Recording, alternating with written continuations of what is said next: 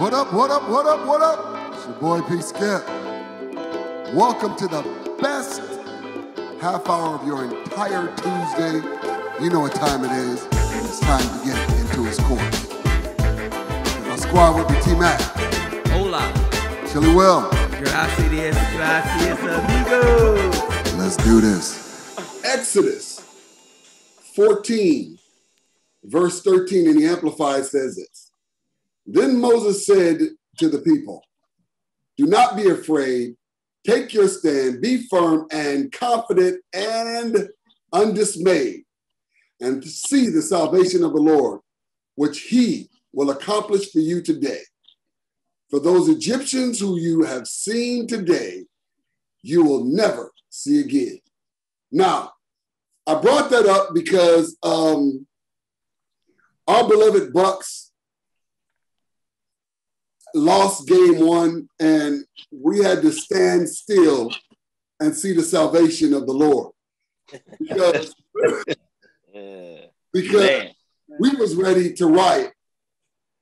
And what I understand, most people don't understand is this, that sometimes in the spirit, the best defense against attacks is holding your ground and standing still.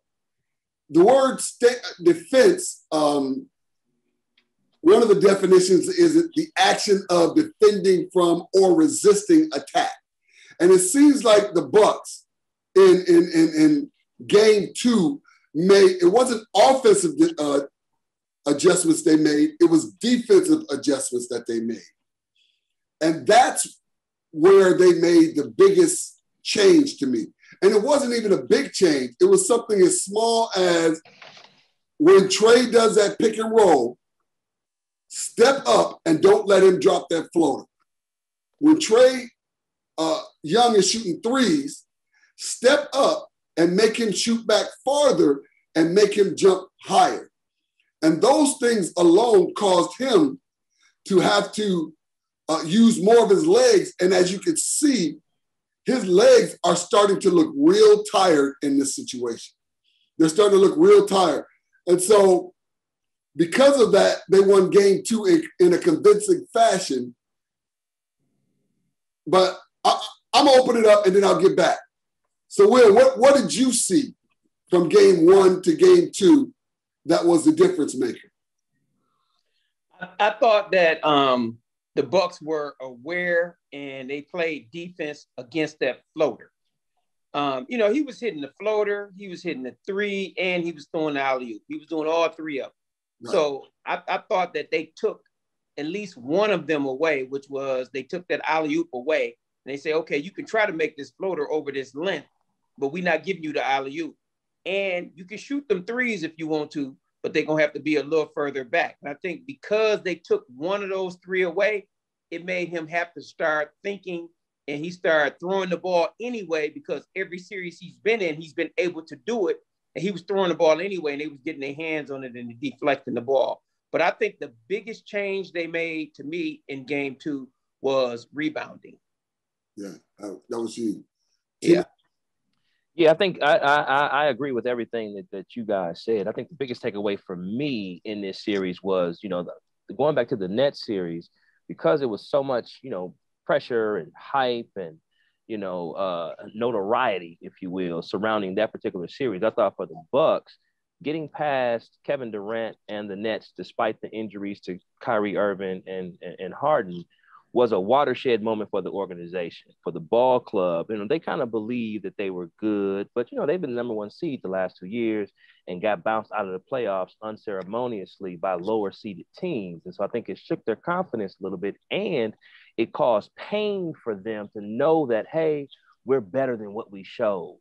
And when they beat Brooklyn, it let them know that, hey, if we just don't concede anything, make the other team beat us, we might have something here. So they got past that team, the celebration of that, the exhaustion of that, the mental anguish of that. I think when they faced the Atlanta Hawks coming into game one, it was a little bit of, okay, this team might not quite be the Goliath that we just faced in Brooklyn. So we can kind of, almost go through the motions a bit and still come out with the W. not really realizing that Philadelphia, Atlanta playing with house money, had nothing to lose. Young cat, got the little superstar, slick, they're high flying, alley-oop dunking, etc. They might be a little bit better than what they're given credit for. And they came in, the Bucks took a lead in game one by about 6 or 7 with about 4 minutes left, and still ended up losing the game because those little guys didn't quit. And so what I think it did for the Bucks to cause those adjustments that you guys just laid out was, number one, it let the Bucks know, hey, we need to go ahead and focus on this team. This can't be a lackadaisical, just day at the beach. We got to really lock in because these guys are really playing for keeps, number one. Number two, we have to go ahead and shut off some of their excitement with what you talked about. Step up, the support teams, use some of this length, come up and show on the pick and roll, get back to fundamental basketball so that, all the shimmying and all that kind of stuff can be cut out. And I think the final thing that, I'm impressed with the Bucks, not only that they won, but that they won in such convincing fashion, as Pastor Skip said. They were up by, 40 points for, much of the game, or a big portion of it, was that the Bucks to themselves are saying, hey, we are a good team, and the games that we're supposed to win, we're going to win those, and we're good enough to even win some games where we don't play that well and steal some. So I think the biggest thing that game one's loss did going into games two victory and triggering the victory was it woke the Bucks up, and it let them know that, hey, we are a legitimate team. We don't have to ask permission for anybody to be good. We just have to go out and play our game because we really have what it takes to go from being just a good team in the NBA to knocking on the door of the ranks of elite teams. And now it's our moment.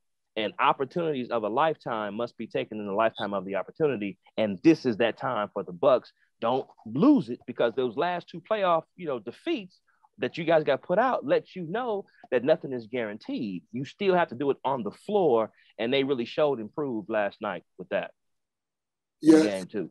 Yeah, I agree. I think also with the Bucks, just looking at what they were doing, I think the adjustment of bringing Bobby Portis in was major, because his feet are a whole lot quicker than Lopez's, so he was able to defend that pick and roll a whole lot better. And the energy that he brought was definitely needed. Also, game one, Chris Middleton just stunk. I mean, it was probably one of his worst playoff shooting games. And he didn't even have a great shooting game two. But he scored 16 points, or at least double figures. And so that made a huge difference for the Bucks. Every time Giannis tried to pull up a three, I cringed, I'll be honest. I'm like, bro, killing him down low. Nobody on that team can stop anything you want to do at any time down low. Why are you letting them off the hook by shooting threes? And so I just believe if Giannis stays attacking in the post, which they have no defense for, nobody. And I also say this, teams will always beat individuals.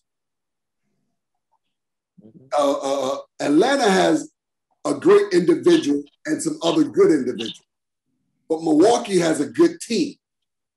And when you play a team against individuals, teams will normally win.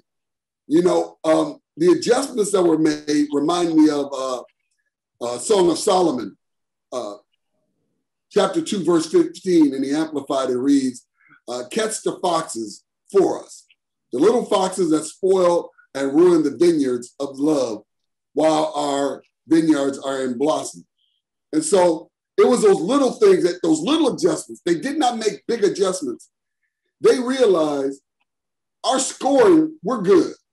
Shots we weren't missing, we'll hit. That's not a big deal. But it's those defensive adjustments that we got to make that really will put some confusion in Atlanta, and also have Atlanta thinking so long that they don't instinctively do things. Because Trey went to having to think, and it doesn't seem like he's a quick thinker, at least for game two. It doesn't seem like he was able to think quick enough to make good passes, to make good decisions. And so he was having turnovers, or he was trying to step back and create distance for that three. And normally that step back is at the three, but now he's stepping back and it's 4 foot behind the three, and it made his shot off. So those adjustments, and I don't even know if it's necessarily Coach Bud's great coaching that did it. But we will give Coach Bud at least a tinge of credit for being willing to make some adjustments, as opposed to, hey, I'm going to do exactly the same thing, from player rotations even to making these slight adjustments. Even if it wasn't a major thing, he's not necessarily, the greatest coach in the world. I think he does deserve a little bit of credit for saying, you know what, game one, there were some things that we could have done better. Let me at least attempt to make those. So I'll give him a shot of credit, but go ahead, Pastor Skip. I think it was all Ben Baker. That's just me. I think it was.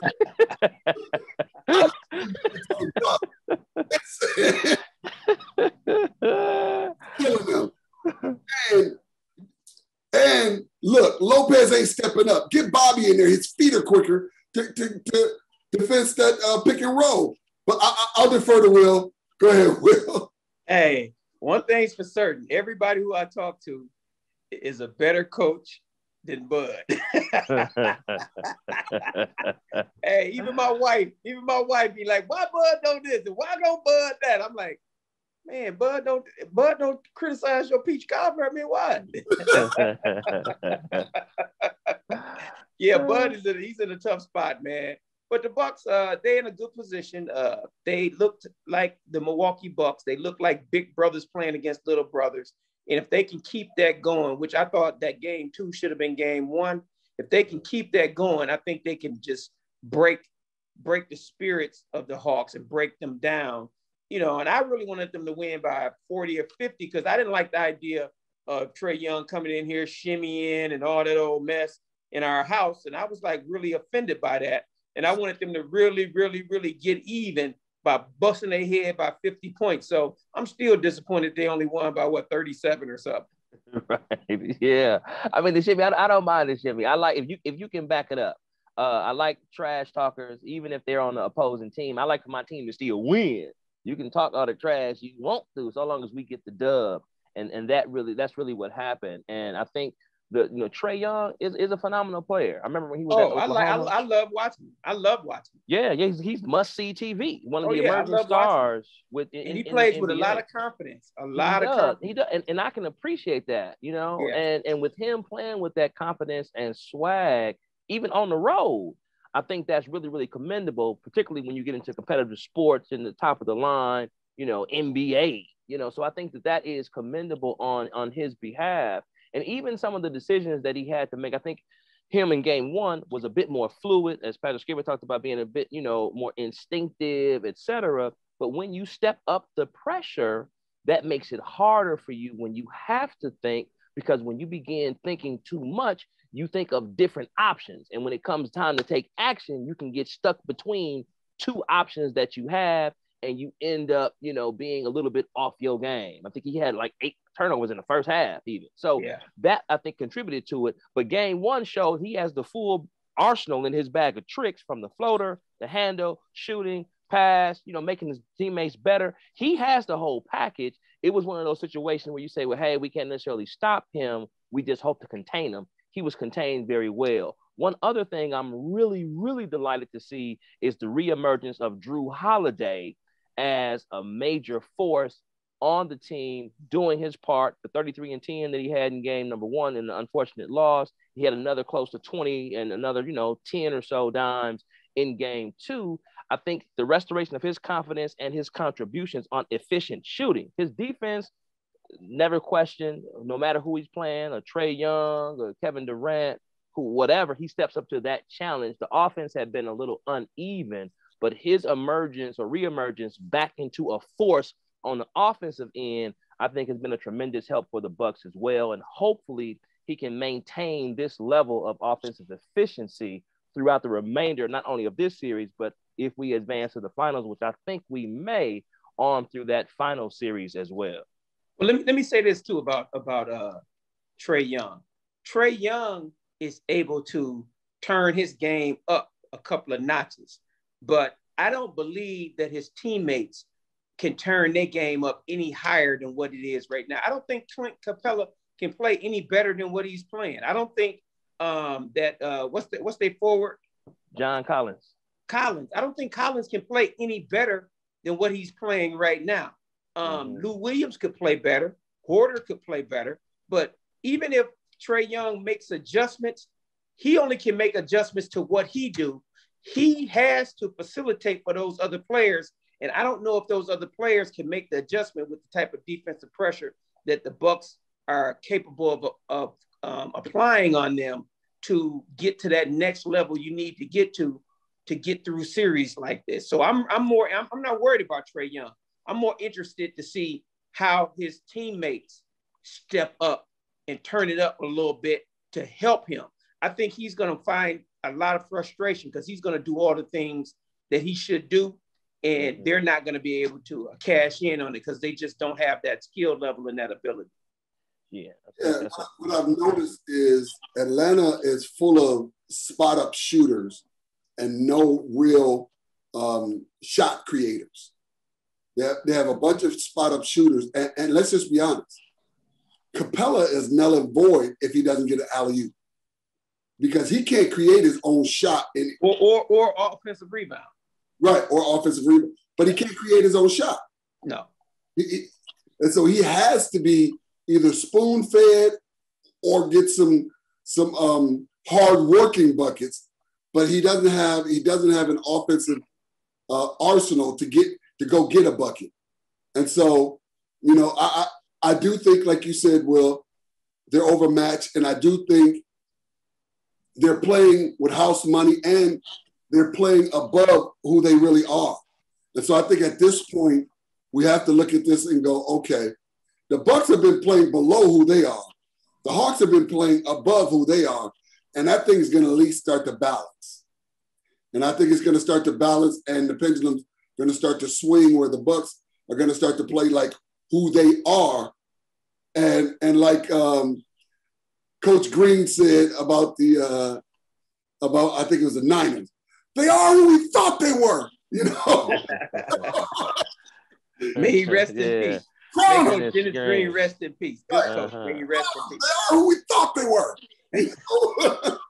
And so I think I honestly think that there isn't much of a resistance for the Bucks in the East and even for the title. Now, let me say this.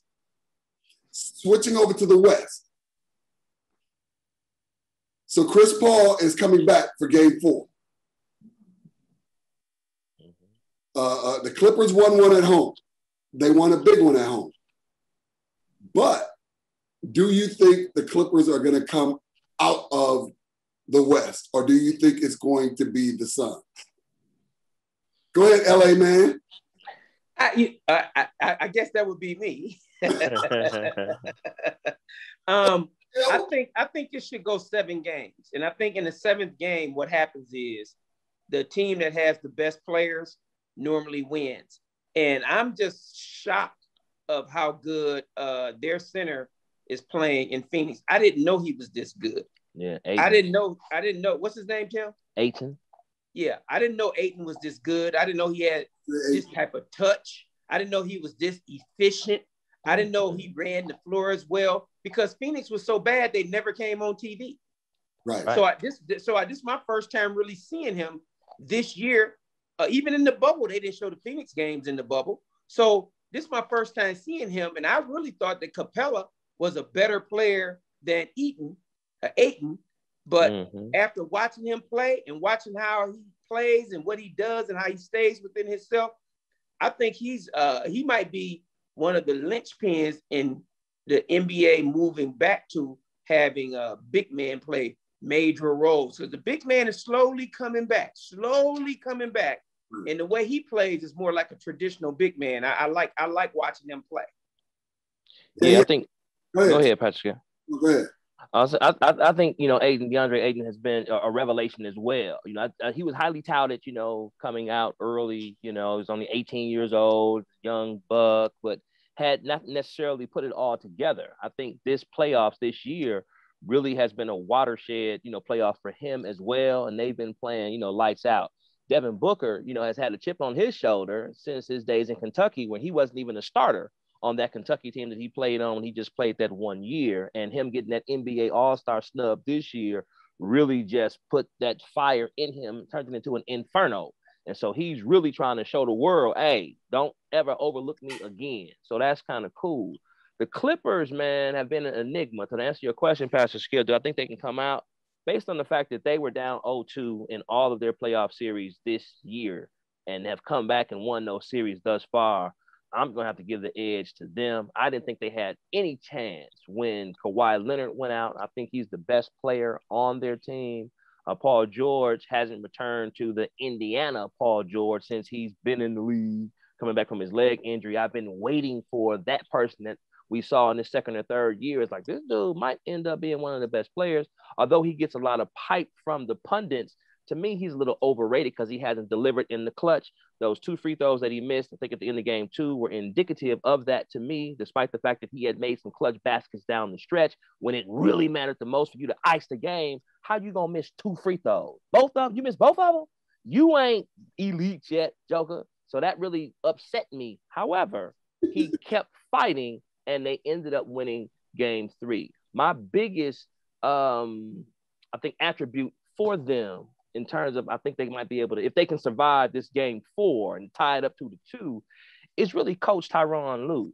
Tyronn Lue, that little joker be coaching his behind off. Back in his days when he played for the Lakers and he was hacking, kind of like Patrick Beverly be doing when he was hacking Allen Iverson in that series, he turned his career around, even with that walkover that Allen Iverson had when he crossed him up and shot that jumper from the corner and walked over him in that iconic play.